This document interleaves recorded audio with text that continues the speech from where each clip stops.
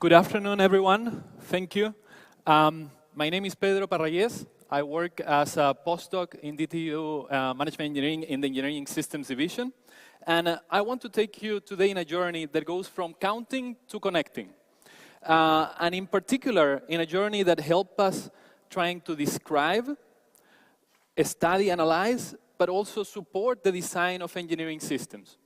Designs that go from the design of one product in one organization, one product or service, to the design of very large product systems that are at the societal level.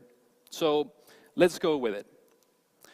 And I would like to start with a question I had when I arrived to Denmark from Chile. And I thought it was fascinating.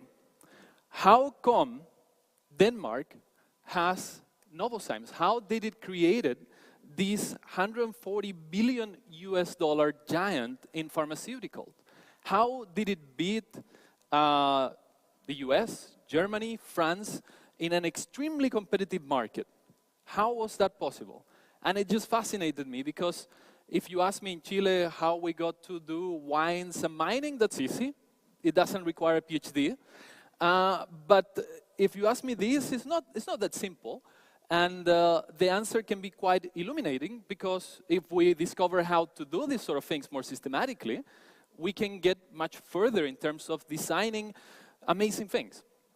So the answer that I got was this, after looking into it. So Novo Nordisk is bacon and beer. And that's even more fascinating. How come did this happen? And does it make any sense? The thing is, more than 100 years ago, there was not much of a pharmaceutical or biomedical industry. But Denmark was already world leader in both bacon and beer. And it's more just than bacon and beer. What is behind bacon and beer? And what happens is that to produce insulin, you need a few things. But you need to know a lot about pigs, and you need to have a lot of them. And this goes back to veterinary knowledge and a lot of very detailed knowledge about the animal itself.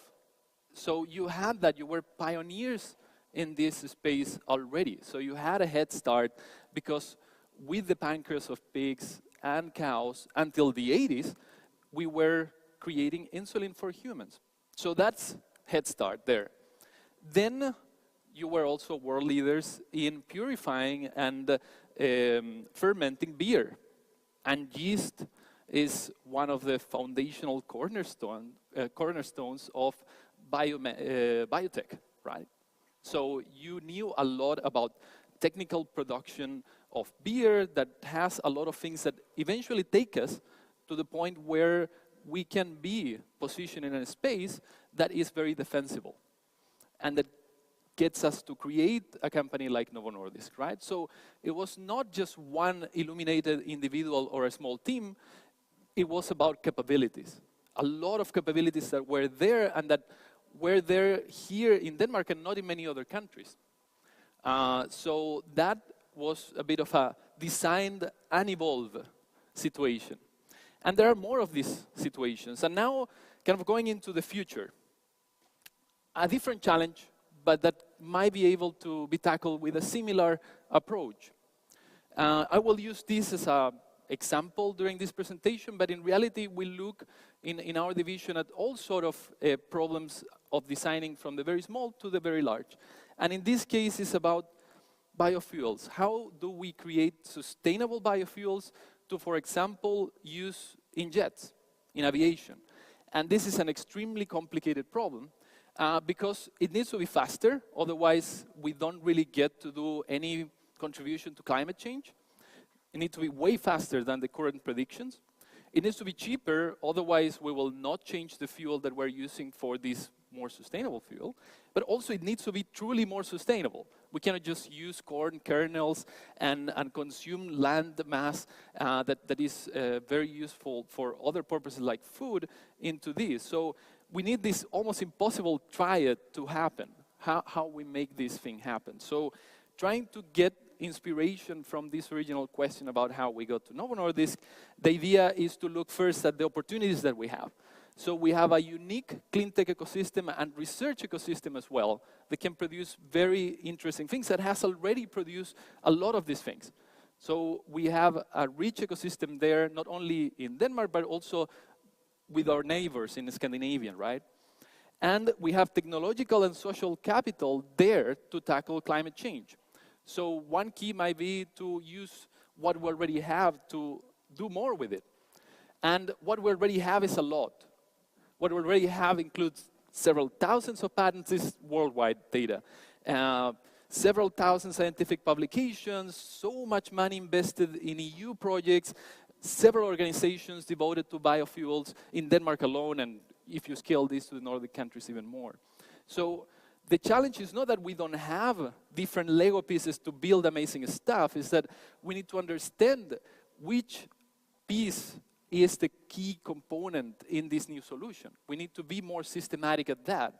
And if we manage to do that, maybe we get another amazing story like Novo Nordisk and Novozymes. So the thing is how. And I will propose one approach that I believe is complementary with other approaches, for sure. I'll be focusing on this early process of designing and discovering opportunities, but for sure, there are loads of things afterwards that are tremendously complicated as well, and we need to tackle. In my division, what we do is we do this through an engineering systems perspective that focus on the interdisciplinary design of these engineering systems, where we acknowledge that these are socio-technical problems, and where we try to look at connections using data, design thinking, and system thinking, right? And what I have been doing alongside my team is looking at how we can use data, actual things, data that is already there, to start answering these questions. But it's not just about data in silos. So we have done a lot of this so far. We are very good counting. We're very good analyzing and fragmenting realities in little bits and pieces. And that helps us. That has taken us a long, long way. But some things require more than just counting. And we need to get kind of the full picture. We need to see how the mechanisms work. And this means to find the connections and visualize the connections, make them explicit. And then we can move back to an analytical perspective. So if we want to synthesize this research space somehow, we can think about, we have on the one hand visualizations for decision-making support. So we need to enable people to read these visualizations that are totally different than just a table on Excel. So how we make these visualizations as simple and as common as Excel became today, right? So that's a massive challenge that has so many different components inside. Then it's about capability mapping. How do we go about discovering these opportunities for example, new collaborations in new product development? And then the idea of using these architectures that we're building, these models with these networks, and seeing if the architecture is telling us something about performance, something about how things work, the mechanism. So this is the typical research question: does X affect Y? Does the centrality of a company affect its performance or its innovativeness? So more traditional questions of that kind. So what I will do is I will show a couple of previous projects applied to this new question of the biofuels for aviation, or next generation biofuels, just to give you a glance of how this could work, because this new project is just about to start really, so there aren't results directly from that project. And one thing that we can start with is the Danish clean tech industry. So here, each of these dots is one organization in the Danish clean tech ecosystem. And if we were just to list them in a table, we get certain type of data, but if we model them as a network, we can see some other sort of things. And here, the model includes a few things that have interesting properties. One, we can get data out of them. We can really go and gather data that is already there. And two, they have an impact on how we design these systems. So technology, complementary technologies, we can see how things like the know-how, the knowledge that we have in-house might be the key for a collaboration and to develop a new product or service. So that's one thing. pretty obvious, and we have some data about that from company registries, from their own patents, from the scientific publications, if they exist, and also from the description of the company in their own website, right? Then there are relations, ownership structures of the companies, different boards of directors, different projects where companies have worked together. So that's also an insight into what could come next, just like the example of Novo Nordisk. And finally, geography. Sometimes if we are neighbors matters, and we could start with our neighbors. So it might be easier to start with a collaboration in Malmö than in Stockholm, for example. So that's kind of a big level picture, and here you can see how, for example, the wind industry in Denmark, very cohesive, very mature, and they work between themselves very efficiently, but they might not be seeing what is happening in other areas where they don't share so much knowledge, right? And in contrast, heating and cooling and bioenergy, loads of shared connections, therefore opportunities for very direct collaboration, but potentially incremental. So how we go about this disruptive and interesting innovations as well. And what we can do is first start thinking about this in different levels.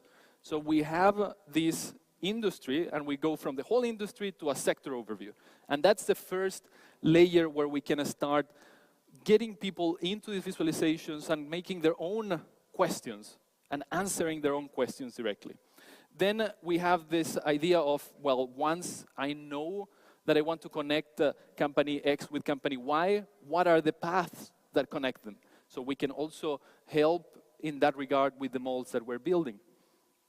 And finally, the company-centric view, where we have the company that we want to explore, and we want to show around the company how is that different capabilities stack up in different clusters as well. So that also provides an input for decision-making. And then we can start drilling into a specific challenge, like, for example, biofuels here, where you don't have just a pile of companies in biofuels, but you have capabilities stacked in different areas. Because in biofuels, you have from the genetic modification of yeast to make it more efficient for the production of ethanol, up to the production of the jet engine that might need some modifications. So it's an extremely complex value chain, and there are lots of design processes in between.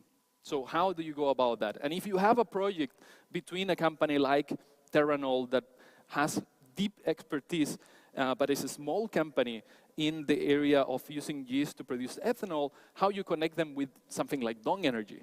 There are a spectrum of technological capabilities in between and social capital that you could use in order to, for example, create a new consortium. And the same thing if you have just one company like Haldor Topsoe, how it has these layers of low-hanging fruits and then more disruptive opportunities outside in the boundaries. And now, a bit closer to home, in DTU itself, we have a lot of capabilities. And if we mine things like as we did here with using data from DTU Orbit and trying to see, well, where do we have biofuel capabilities? Where do they fall? And here, each of the dots is one knowledge asset, a publication, a patent, an activity, or a person. And the distance between them is how much we're collaborating. So here, what you have is different areas, like on the top over there, energy, and on the bottom of there, UNEP DTU, for example. And the distance indicates how likely are they to bump into each other and start a project, because they have shared connections already. So we can use this information to know, well, there are, again, low-hanging fruits that we can use because they are very similar in terms of their relations and their current collaborations, like environment, system biology, and chemical engineering. Really nice triad there.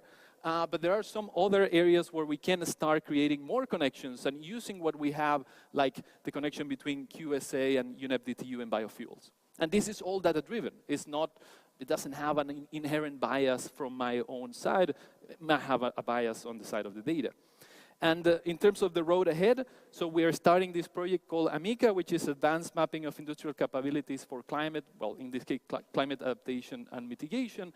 And we will look deeper into the challenge of biofuels, now with the Nordic scale, trying to have the, data from all the Nordic countries, more data, including patents, scientific publications, company registries, and putting all this together in our models. And finally, much more deeper domain knowledge, because if we want to test and validate these things, we need to learn from the experts if these things are working or not and giving them new insights.